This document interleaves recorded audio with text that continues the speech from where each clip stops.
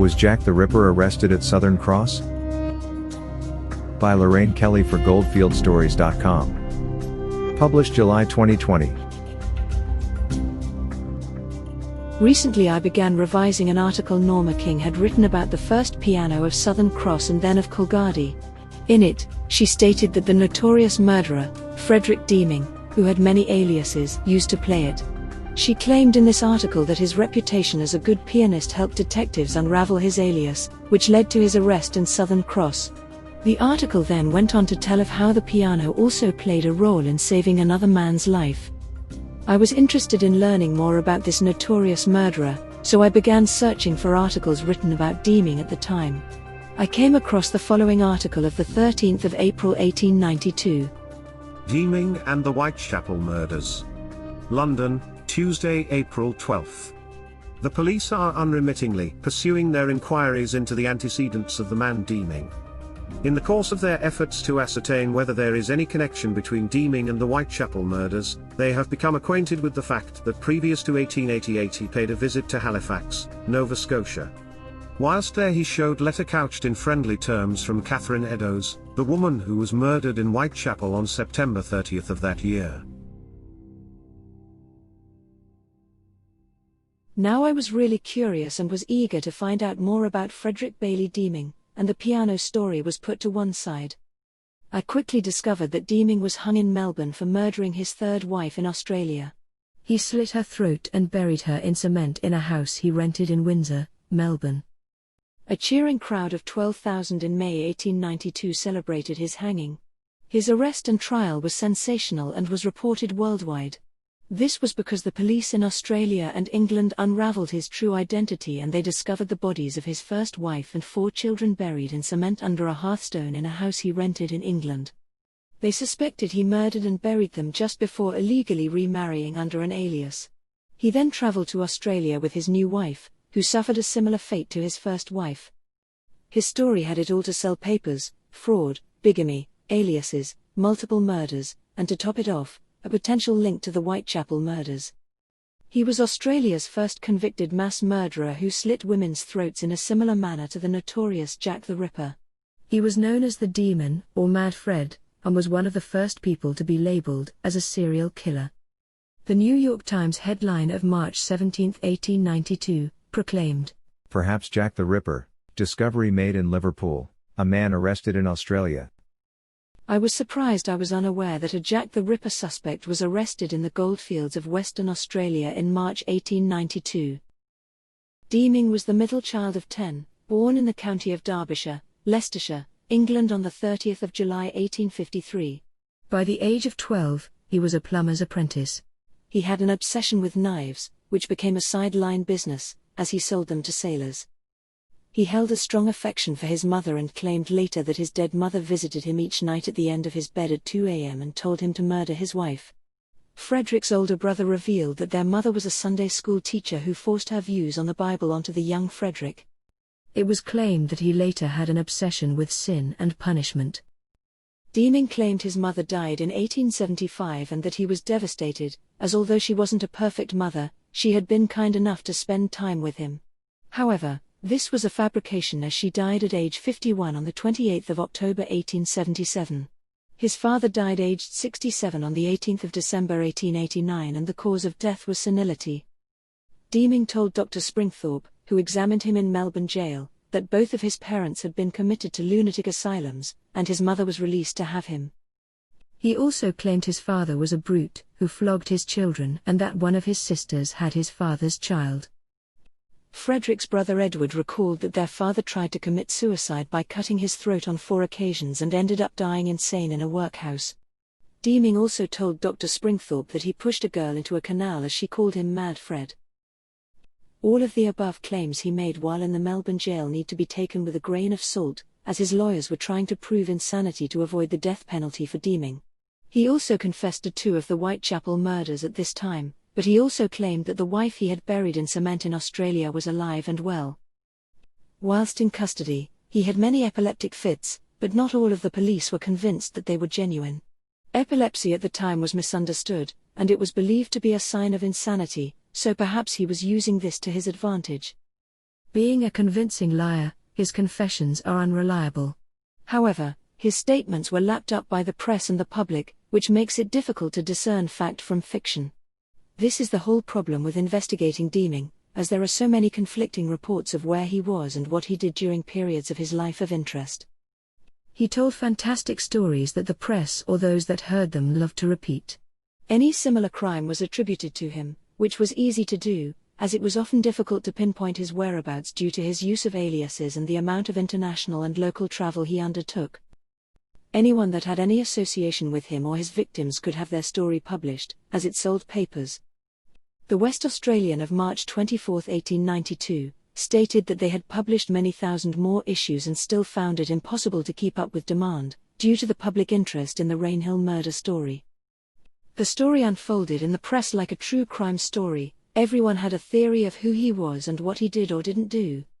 Some of these recollections have since proven to be erroneous, either due to repeating Deeming's falsehoods, confusing time frames, identifying someone else as Deeming, or perhaps misinterpreting their memories to fit their theory of Deeming. One book on Deeming called Frederick Bailey Deeming, Jack the Ripper or Something Worse, by Mike Covell is very well researched and relies on source documents, rather than just newspaper reports. I have used it to help make sense of the conflicting reports about him, and I highly recommend it if you wish to learn more about Deeming. Crime investigator Duncan McNabb states that Deeming discovered the body of a woman called Min Cooper with her throat slit outside his house when he was a young teenager. According to McNabb, the detective who investigated the murder stated that Deeming was excited by his grisly find. Deeming was a suspect, but the case was never solved. I have searched online newspaper articles to find evidence of this crime in the United Kingdom, but could not find any reports of the murder. Covell's book did not mention this alleged crime, so it may or may not be true. I have also not seen it mentioned in any other reports I have read about Deeming. Using aliases, he romanced women, stole and gained money under false pretenses. According to many reports, his travels frequently took him to London's Docklands area and Whitechapel, to be with prostitutes. It was also reported that he had contracted syphilis, which ignited his hatred of prostitutes and may have sent him mad. His whereabouts during the Whitechapel murders cannot be pinpointed, which is why he is still a likely suspect to these crimes. Could Deeming be Jack the Ripper? At the time, Scotland Yard thought he may have been. His death mask was displayed in their museum, labelled as Jack the Ripper. Mr. Lowe of the detective department was liaising with the authorities in Rainhill, Australia and Deeming's family in Britain.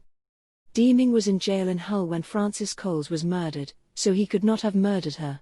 However, many ripperologists argue that not all the victims in the Whitechapel murders file were murdered by Jack the Ripper. There were many newspaper articles claiming he could be Jack the Ripper. In 1892 the papers covered every theory for and against him being Jack the Ripper. However, there are no reports of official inquiries carried out in Britain, no officers travelled to Australia, and there is no evidence of any serious inquiries launched to find out more about Jack the Ripper of the Seven Seas. If you are curious to investigate this further, there are many books written on this subject you can read. At the beginning of the article, I quoted a report that stated that one of the victims, Catherine Eddowes, corresponded with Deeming under the alias of Jacobs. However, the witness was unable to tell whether the man Jacobs was Deeming or not when shown his photograph, and British newspaper called the story a romance.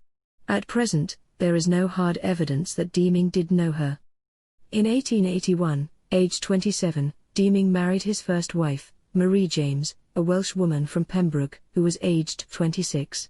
Her sister Martha had married Frederick's brother Arthur in 1879. He made his way to Sydney a year later, paying his way by working as a steward on a liner where he worked as a gas fitter. Deeming stole gas fittings to finance Marie's trip, but he was arrested and sent to prison. He was released before Marie arrived in Sydney a year later.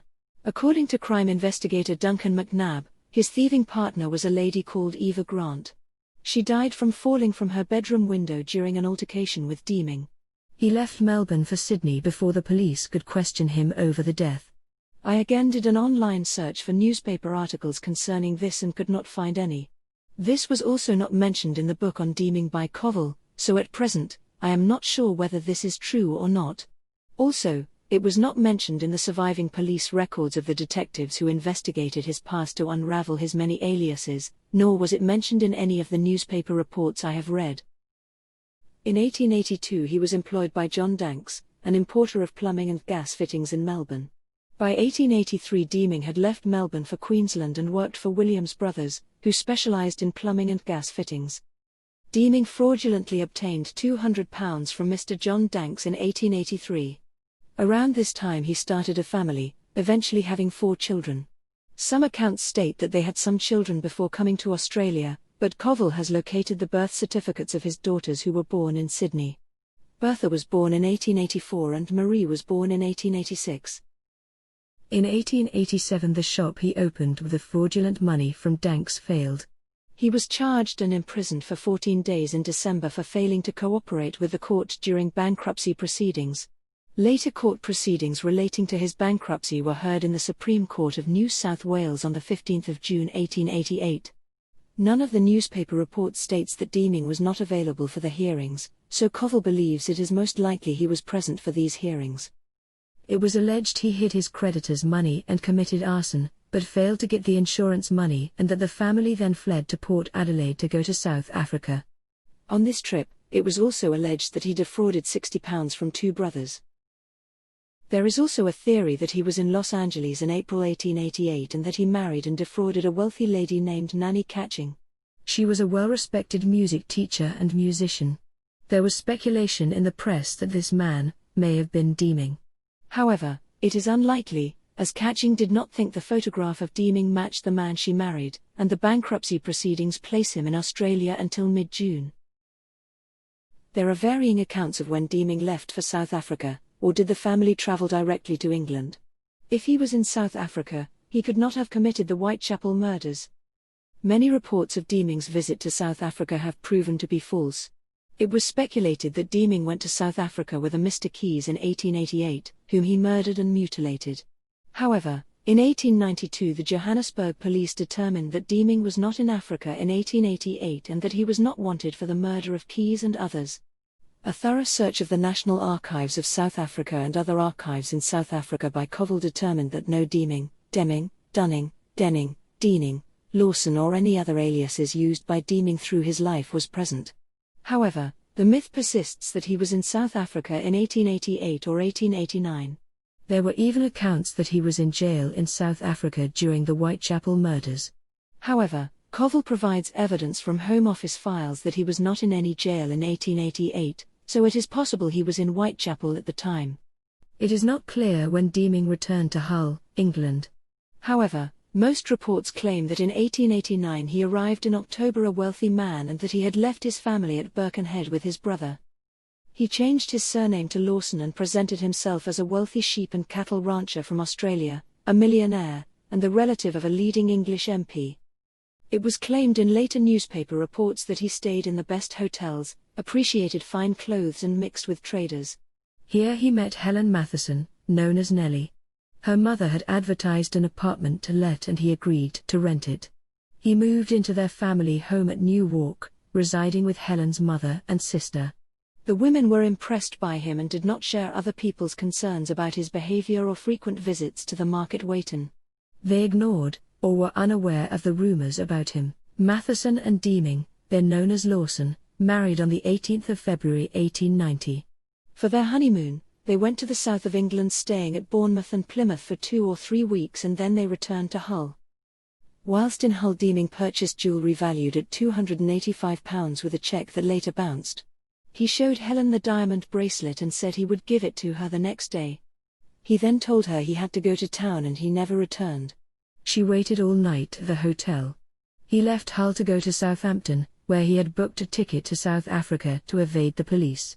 Nellie returned to Beverley distressed about her husband's vanishing. When she arrived, the real Mrs. Deeming was waiting for her.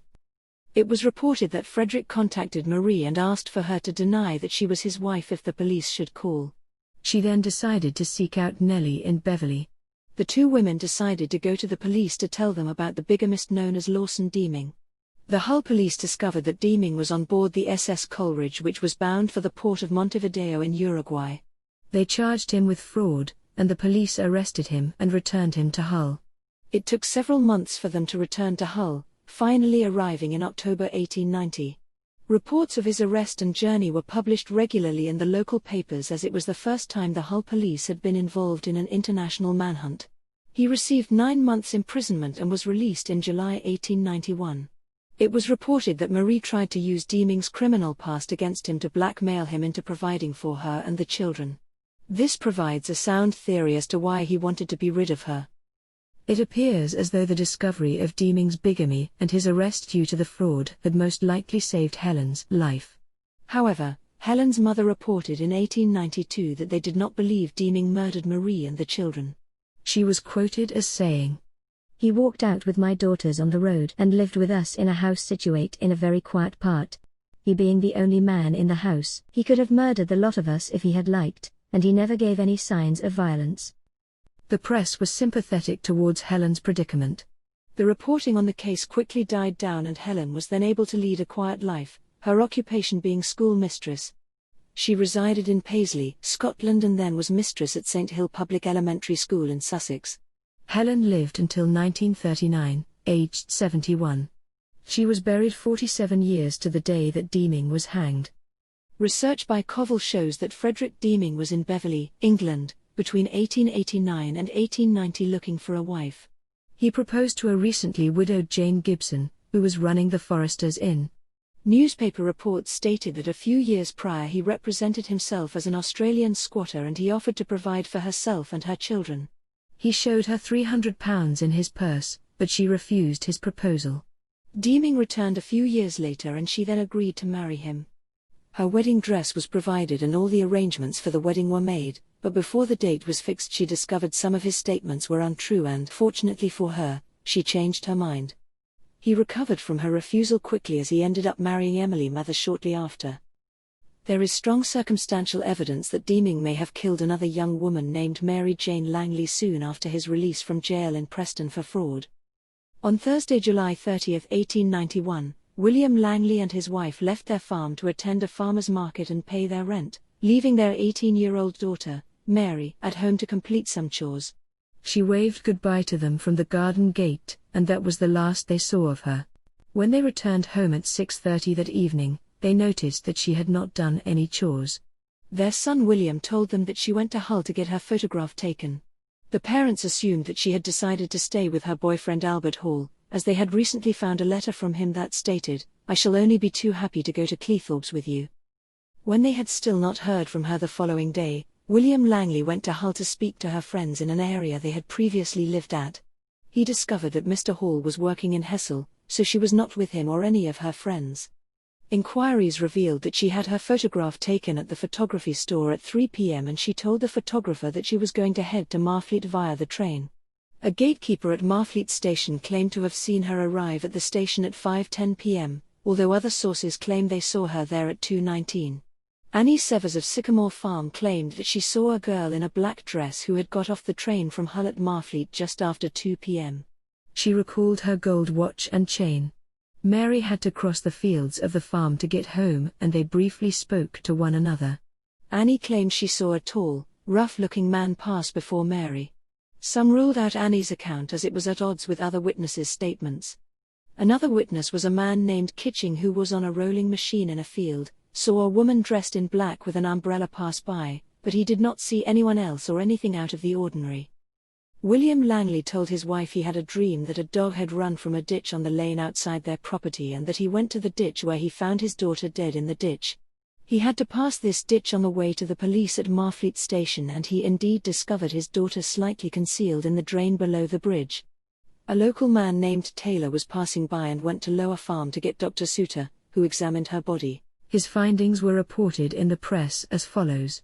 The ditch was perfectly dry, and there were no apparent signs of a struggle. Deceased was lying on her left side, partly concealed from view under the bridge with her head resting on her umbrella, and her clothes turned up as far as her knees. A wet handkerchief was found near the body, and, singular to relate, her jacket and hand were found some distance away. A jagged wound in the girl's throat was discovered, sufficient enough to fit a person's fist, and it could not have been self-inflicted. The girl's silver Geneva watch and gold Albert were missing. The body was left until between 4 and 5 when the East Riding Police arrived. A suspect named James Renard was charged and sent to Hull Borough Jail to await trial, but the trial collapsed as the evidence didn't fit their case. The footprints in the drain did not match Renard's shoe size, there were no bloodstains on the outsides of his trousers or coat, the watch in his possession was a male's watch, not female, and a blood-stained man wearing a felt hat on Beverley Road that witnesses saw could not be found. The jury returned a verdict of willful murder against a person or persons unknown. It was revealed in the trial that she had not been sexually assaulted. Masses of people turned up for Mary's funeral. The headstone on her grave reads, "In affectionate remembrance of Esther, the beloved daughter of Willem and Mary Langley of Southcotes, who died August 2, 1883 aged 6 years and 10 months. Also Harriet, sister of the above who died at Preston, in Holderness, March 20, 1888 aged 21 years, also Mary Jane, sister of the above, who was suddenly cut down July 30, 1891, aged 18 years. It was not that our love was cold, that earthly lights were burning dim, but that the shepherd from his fold had smiled and drawn them unto him." Her parents suffered much loss as her young sister Esther died of brain fever and Harriet died of dropsy. The press claimed in 1892 that Deeming may have been involved. However, some reports claimed that Deeming was back in Rainhill when the murder occurred. The local press stated that Deeming stayed at the railway hotel adjacent to the Rainhill station for a few weeks when the murder occurred. Another claimed that Deeming went to the villa for a few days, then the hotel for a few days before returning to London. It was also reported that a ledger featured Miss Mather ordering a barrel of cement on July 23, which is used as proof that Denning was in Rainhill at this time. However, it is possible that Deeming sent Ms. Mather a telegram asking her to order it for him, or that her mother, who was in charge of letting the property, was carrying out his plans that he ordered before taking the property. These reports contradict other sources relating to Deeming's whereabouts at the time, and no definitive source can be found whether Deeming was in Rainhill at the time of the murder. Unfortunately, we will never know if he can be ruled out as a suspect. However, among his possessions listed after his arrest in Australia was a gold Albert with 3 pendants, a silver chronograph watch and 4 purses. Mary's father and brother stated that her silver Geneva watch and gold Albert and her purse was missing. Could these items be hers? In 1891, he returned to his legal wife in Rainhill, Lancashire, England. However, he had no intention of remaining with her, as he rented another house in Rainhill known as Dinham Villa under the name of Albert Oliver Williams from an agent named Mrs. Dove Mather. He paid 6 months' rent in advance, stating that it was being rented for a Colonel Brooks. No colonel was ever seen there, but Deeming was living there. He bought 4 barrels of cement, trowels, sand and a broom, in the name of his next fiancée, Miss Emily Mather, the agent's daughter. As he made efforts to exclude visitors, the neighbors became curious. On the 1st of July, a woman and 4 children occupied the house. He told neighbors that she was his sister. 3 weeks later, she visited friends in Liverpool with the baby. She told them that her husband was at home looking after the other children. She returned home and the children and she were never seen alive again. Neighbors reported that Williams, as he was known to them, was happily whistling around the yard for several days. He told them that his sister had gone to Port Said to join her husband. He complained to the landlord of the commercial hotel that the drainage of Dinham Villa was very defective. He explained that he had been repairing the floors and had engaged a plasterer to complete the cementing of the hearth. A charwoman who was brought in to clean out the house complained of the strong smell of chloride of lime. Afterwards, Deeming left the house and disposed of the furniture. He again took up his quarters at the commercial hotel, but he was frequently absent from Rainhill. It was reported that at a later date, he gave a dinner to 17 of the villagers, and it was at this festivity that he announced his intention of marrying Miss Emily Mather. He was constantly in the habit of displaying money and diamonds, and he seemed anxious to create the belief that he was a man of means. On some occasions, he appeared in a military uniform. Towards the end of his stay in Rainhill, he left the commercial hotel and lodged with the Mathers. His marriage with Miss Mather took place hurriedly on the morning of the 22nd of September 1891, and the newly married couple left the village suddenly. Miss Mather's brothers and sisters objected to the wedding, but she ignored their concerns about her new husband. Deeming, as Williams, and his new wife traveled to Australia on board the Kaiser Wilhelm II in November.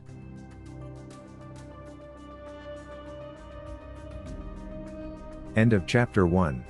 Please continue on to Chapter 2 to listen to the rest of the story. If you are enjoying this podcast, kindly subscribe and visit goldfieldstories.com. Thank you.